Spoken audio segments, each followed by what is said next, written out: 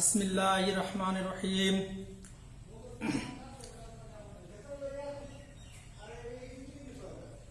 সুপ্রিয় শিক্ষার্থী, আসসালামু আলাইকুম। কোভিড-19 মহামারীর কারণে সারা বিশ্ব স্থবির হয়ে পড়েছে। এই স্থবিরতা আমাদের শিক্ষা ব্যবস্থার উপর এক বিরূপ প্রভাব ফেলেছে। তাই শিক্ষা ব্যবস্থাকে ত্বরান্বিত করার লক্ষ্যে বাংলাদেশ সরকারের শিক্ষা মন্ত্রণালয় অনলাইন ক্লাসের দিক নির্দেশনা দিয়েছেন। তারই ধারাবাহিকতায় Shialghuni technical and business management college, Bakerganj, Barishal কর্তৃক অনলাইন ক্লাসের ব্যবস্থা করা হয়েছে। কোভিড-19 মহামারীতে যে সকল ব্যক্তিবর্গ শহীদ হয়েছেন, আমরা তাদের রুহের মাগফিরাত কামনা করি। আমিন। আমি আশা করি তোমরা সবাই ভালো আছো। আমিও আল্লাহর রহমতে ভালো আছি, সুস্থ আছি।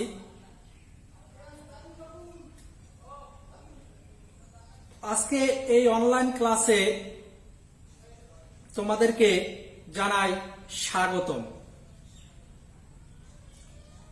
হয়তো আজকে এই অনলাইন ক্লাসে না দাঁড়িয়ে যদি তোমাদেরকে ক্লাসে সরাসরি উপস্থিত হয়ে পাঠদান করতে পারতাম তাহলে অনেক ভালো লাগতো। যাই হোক, বাস্তবতাকে মেনে নিতে হয় সর্বদা, এটাই নিয়ম। তো আমি আমার পরিচয় দান করছি। আমি মোহাম্মদ শাহিন হাওলাদার, প্রভাষক হিসাব বিজ্ঞান, Shialghuni technical and business management college, Bakerganj, Barishal.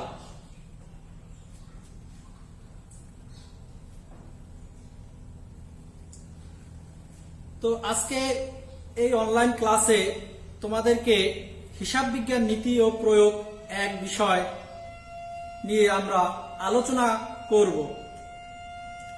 তো প্রথমেই আমরা হিসাব বিজ্ঞান নীতি ও প্রয়োগ এক বিষয়ে মান বন্টনটা নিয়ে আলোচনা করব। তো আমাদের হিসাব বিজ্ঞান নীতি ও প্রয়োগ এই বিষয়টির পূর্ণমান হচ্ছে মোট 100, কিন্তু এই 100 মার্কসকে আমরা 3টি ভাগে ভাগ করেছি। একটা হচ্ছে ধারাবাহিক মূল্যায়ন, 2 চূড়ান্ত মূল্যায়ন, 3 ব্যবহারিক। এখন দেখো, ধারাবাহিক মূল্যায়নের মার্কস 30, চূড়ান্ত মূল্যায়নের 45 আর ব্যবহারিক 25, মোট 100। কিন্তু ব্যবহারিকের আবার 2টা ভাগ আছে, একটা হলো ধারাবাহিক মূল্যায়নের ব্যবহারিক আর একটা হলো চূড়ান্ত মূল্যায়নের ব্যবহারিক।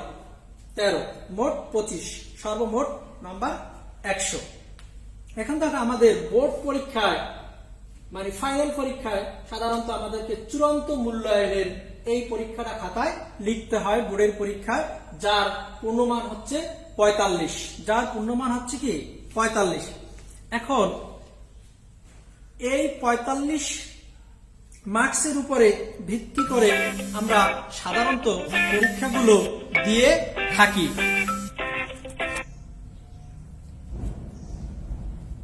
তো এখন আমরা এই চূড়ান্ত মূল্যায়নের 45 মার্কের উপর নিয়ে আমরা আলোচনা করব। এটাকে আবার 3 ভাগে ভাগ করা। তো চূড়ান্ত মূল্যায়নের 45 মার্ককে আমরা 3টি ভাগে ভাগ করেছি। 3টি ভাগে বিভক্ত হয় ক বিভাগ, খ বিভাগ, গ বিভাগ। ক বিভাগে থাকবে 7টি থিওরি প্রশ্ন। 7টি থিওরি প্রশ্ন দেওয়া থাকবে বোর্ডের পরীক্ষায়।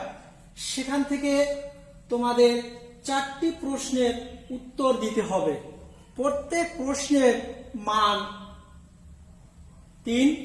তাহলে আমাদের 3 হলে প্রত্যেক প্রশ্নের মান, তাহলে 4টি প্রশ্ন, 3 4 12 মার্কস, 3 গুণ 4 12 মার্কস থাকবে আমাদের ক বিভাগে। 7টি প্রশ্ন থেকে 4টি প্রশ্নের আমাদের অ্যান্সার করতে হবে।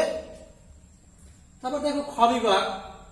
খ বিভাগে আমাদের দেওয়া থাকবে অঙ্ক, সেখানে 5টি অঙ্ক দেওয়া থাকবে। 5টি অঙ্কের মধ্য থেকে আমাদেরকে 3টি অঙ্কের উত্তর দিতে হবে। প্রত্যেক অঙ্কের মান হবে 7 আমাদের, তাহলে 3টা অঙ্ক দিতে হবে খ বিভাগ থেকে। তাহলে প্রত্যেক অঙ্কের মান 7 হলে আমাদের এখানে 3 7 21, তাহলে 21 ক বিভাগে 12, খ বিভাগে 21 হলো মোট 33 মার্কস। গ বিভাগ দেখো, গ বিভাগে একটি আর্থিক বিবরণী দেওয়া থাকবে। এই একটি আর্থিক বিবরণী দেওয়া থাকবে, সেখান থেকে একটার মধ্যে থেকে একটারই উত্তর করতে হবে আমাদেরকে, কিন্তু এটার মার্কস থাকবে 12 মার্কস, এটার মার্কস থাকবে 12।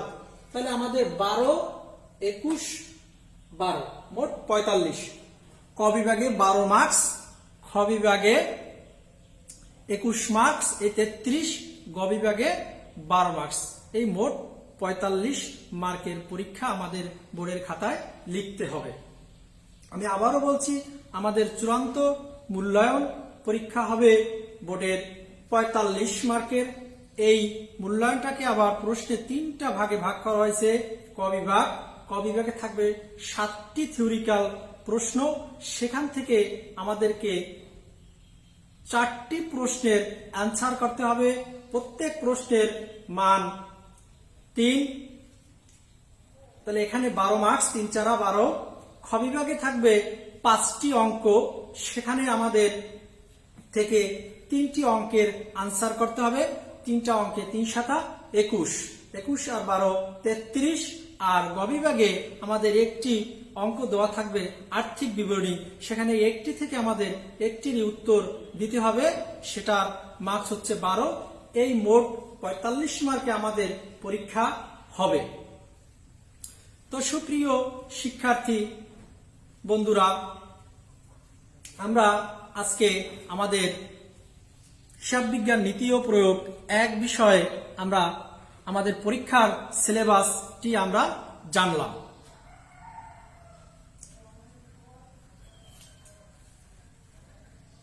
তোমরা প্রতিনিয়ত এই অনলাইন ক্লাসে যুক্ত হবা এবং আমাদের এই অনলাইন ক্লাসের মাধ্যমে তোমরা তোমাদের বাসায় পড়াশুনো চালিয়ে নিবা। তো আজকে এই পর্যন্তই। সামনের ক্লাসে আমি তোমাদেরকে